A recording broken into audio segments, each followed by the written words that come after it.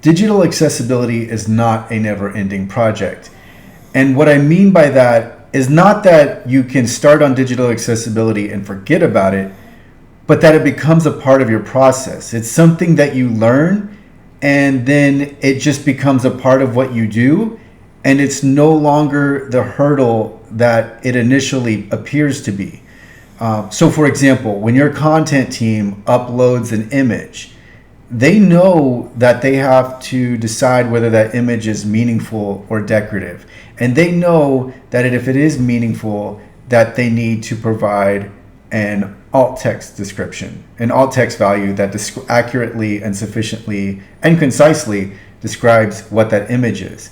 But that's all, what I've said there are a few layers to it, but once you learn it, once your personnel and your contractors know what is involved, there's no additional part of it. It's not something that you have to create this whole side resource for. There can be guides and documentation, but once those are in place, and then more importantly, once your team has the inherent knowledge, it's done with. It just becomes a part of the process, just like your brand guidelines become embedded as a part of the process. So too does accessibility. So while yes, the initial start of accessibility, it does require resources. It does require training. You do have to spend time and making it a part of your process. And then not only that, but a streamlined part of your processes.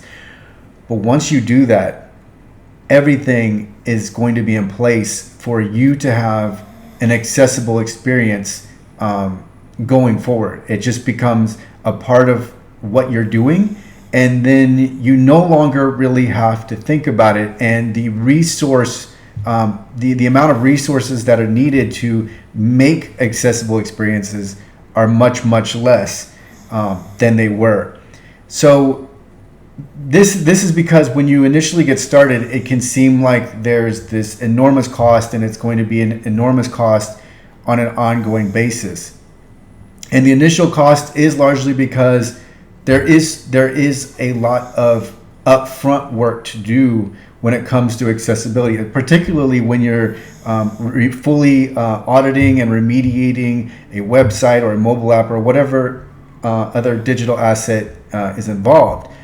But once you get that in place, as long as you are being thoughtful and diligent as you go along, you can incorporate and make accessibility a part of what you do just naturally. Like it just comes about, and it's not something that you have to think about. Sure, it does, because you are incorporating it, there are some extra things that you have to consider. So for example, closed captions, you have to make sure that you have closed captions, but you can streamline that process as much as possible and make it efficient and effective along the way.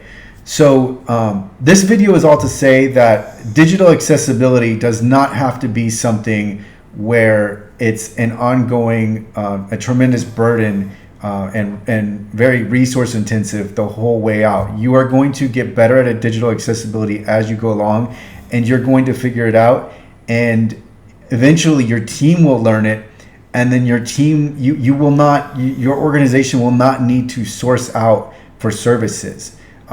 Now, whether or not you undergo ongoing audits, for example, it is a good practice to have your digital asset audited once a year, particularly if there are significant changes to that. But that's not necessary. There's no rule that says you need to get audits on an annual basis. Similarly with user testing, it's the same concept, right? Like you don't need to get user testing all of the time. It can be helpful. I would also recommend it if there are significant changes, but it's not necessary.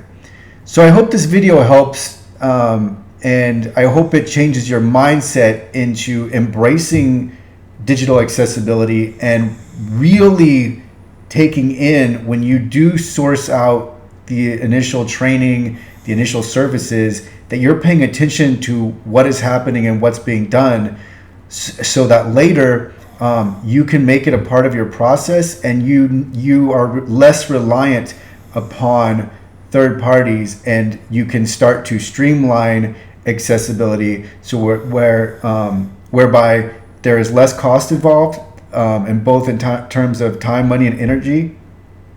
I shouldn't say both, but all in terms of time, money, and energy.